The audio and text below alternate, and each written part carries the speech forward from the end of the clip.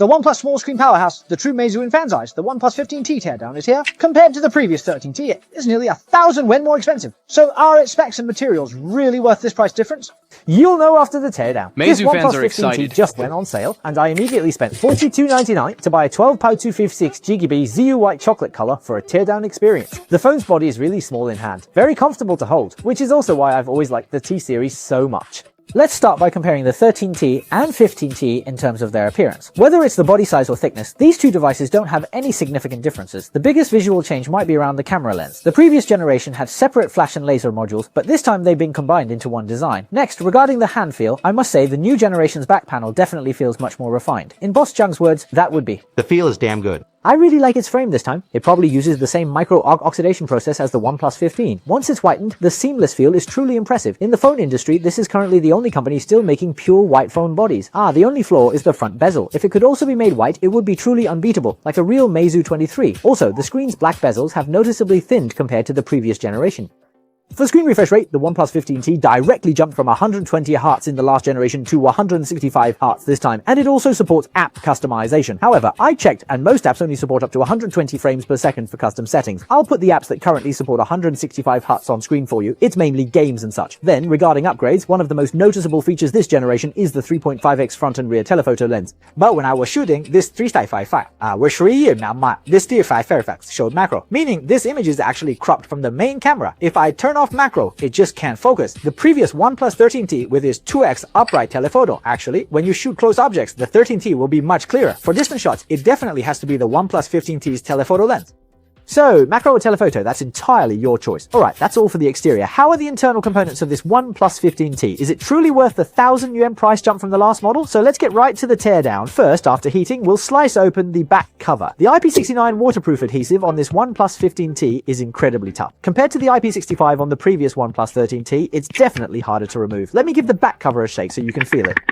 It uses a slightly thicker, heavier fiberglass material, and on the outside, it has a very comfortable baby skin texture. Looking at the camera deco's interior, it should be aluminum. And then, using micro-arc oxidation, it's coated with a ceramic-like layer. Okay, so this is the internal craftsmanship of the OnePlus 15T. Out of 100, what score would you give it? Regarding this build quality, I can only say these are all flagship devices. I didn't originally intend to compare them unfairly.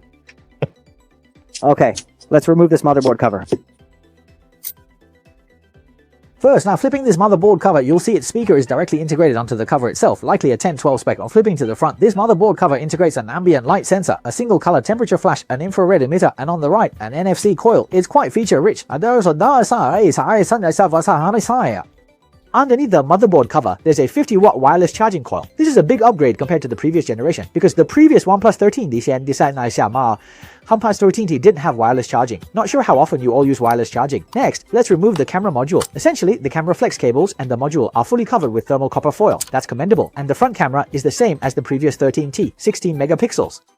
The main camera remains consistent with the previous generation, using the 1.56-inch IMX906 sensor. Phones like the OnePlus AC6T and Realme GT8 also use this sensor. Let's look at the 3.55x periscope telephoto. It uses an inverted periscope telephoto design, so when we shot close-up objects earlier, it couldn't achieve telephoto macro. Its optical path is quite long. For the periscope telephoto sensor, it uses a 12.75-inch 50 megapixel JN5 sensor. It's rated for 7x lossless zoom. The periscope telephoto is definitely a major upgrade. But if you don't prioritize imaging and just want performance with a compact screen, last generation's OnePlus 13T is also good. The key is that the price is really cheap now. I saw the used price of the OnePlus 13T on Zhuan has dropped to 2018, compared to its initial release price of 3,399. That's a direct saving of over 1,200. And Zhuan's phones all go through multiple rounds of official quality inspection, so the quality is guaranteed. Okay, let's remove a motherboard fixing screw and take out the motherboard. Look, the craftsmanship is quite solid. The power cable is protected by soft rubber, and the flex cable below has insulating tape protection.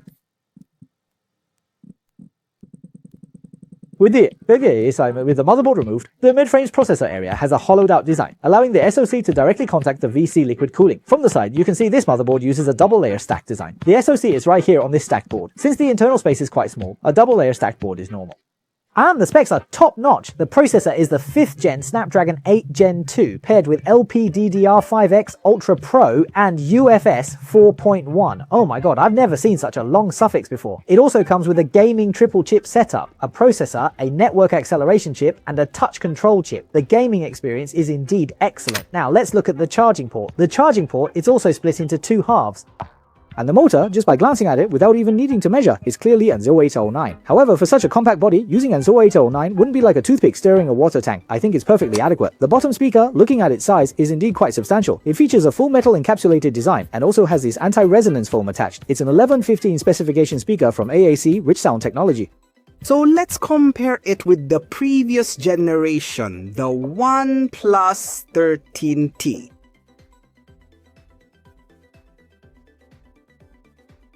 So does everyone think this difference is big? For transfer speed, it supports USB 2.0 and also supports 100 watt wired charging. I think this speed is really great. Taking the battery out, the supplier is Dongguan Xineng, the technology Koisel Ltd. It's a single cell with a dual interface design. Charging speed is faster, usage life is also longer. The capacity compared to the previous generation directly increased by 1300 mAh, reaching an impressive 7500 mAh. While the previous gen 6200 mAh was already great, this one's even crazier. I checked the battery pack size is the same as the last one, both are 76 by 83, so does that mean the 13T can get a battery pack upgrade?